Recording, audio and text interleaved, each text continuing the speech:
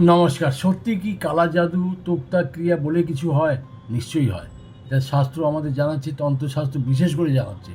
যখন একজন বিপরীত ঊর্জাকে সংগ্রহ করে এবং তন্ত্রমন্ত্রের শক্তি দ্বারা নিজেকে স্ট্রং করে ফেলে এবং তার দ্বারা রাস্তাঘাটে কোনো জিনিস ডিঙ্গিয়ে যাওয়া, মানে অনেকে আছে না রাস্তাঘাট ডিঙ্গিয়ে যায়, আর তার সাথে সাথে কারোর ফটো, তার ব্যবহার করার জন্য কোনো জামা কাপড়, চুল ইত্যাদি অনেক রকমের জিনিস হয়। সেগুলোর উপরে কিন্তু এগুলো বিশেষ করে করা হয়, আর বিশেষ বিশেষ তিথিতে করা হয়। তখন এই কালা জাদু মানুষের উপরে বিশেষ এফেক্ট দেয়।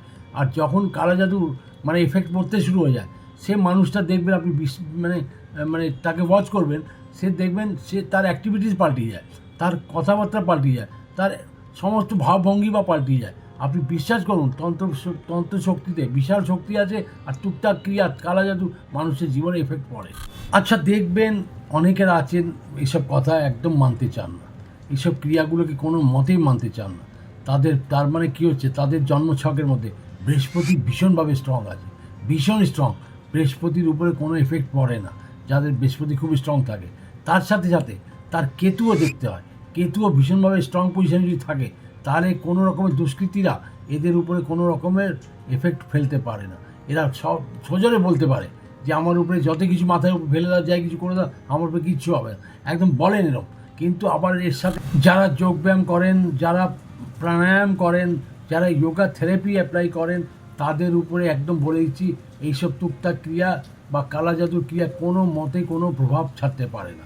এটা জেনে রাখুন একদম। এবং তার সাথে সাথে আরেকটা কথা বলি, যে গঙ্গা স্নান যেটা মাসে একবার করে কোনো শুভ তিথিতে মাসে একবার করে পূর্ণিমাতে গঙ্গা স্নান যদি করে, তার উপরেও দেখবেন কোনো রকমের মানে কালা জাদু আর বুড়ি নজর ইত্যাদি যা হয়, সেগুলো কোনো মতেই তার উপরে এফেক্ট পড়ে না। কিন্তু হ্যাঁ, একটা কথা আরও বলে দিই, আর স্নান করার সময় একটা কথা, যদি বাড়িতে থাকেন আপনার, স্নান করার সময় হর হর গঙ্গে, হর হর গঙ্গে, হর হর গঙ্গে যদি 3বার করে যদি বলেন, দেখবেন, আপনি বিশ্বাস রাখুন যে আপনার উপরে কোনো রকম টুকটাক ক্রিয়া বা কোনো কালা জাদু, কোনো বাজে এফেক্ট আপনাদের উপরে পড়বে না। তার সাথে সাথে শুধু আপনার উপরে না, পরিবারের মধ্যে কারোর উপরে পড়বে না।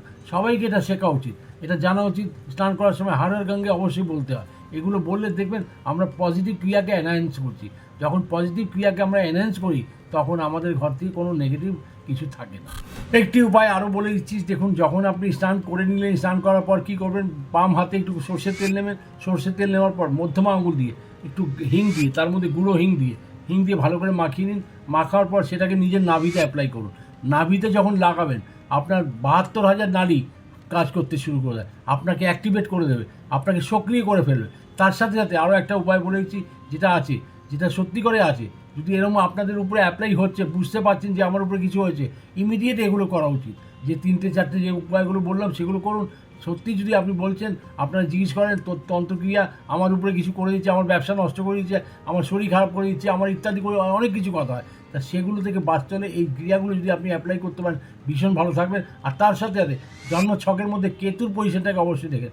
কেতু যদি খারাপ হয়, তাহলে এইসব ক্রিয়া কিন্তু বেশিরভাগ দেখা গেছে তার উপরে এফেক্ট করে। বিশ্বাস রাখুন, এফেক্ট করে। ভালো থাকুন, সুখে থাকুন, আনন্দ থাকুন। আবার দেখা হবে। নমস্কার।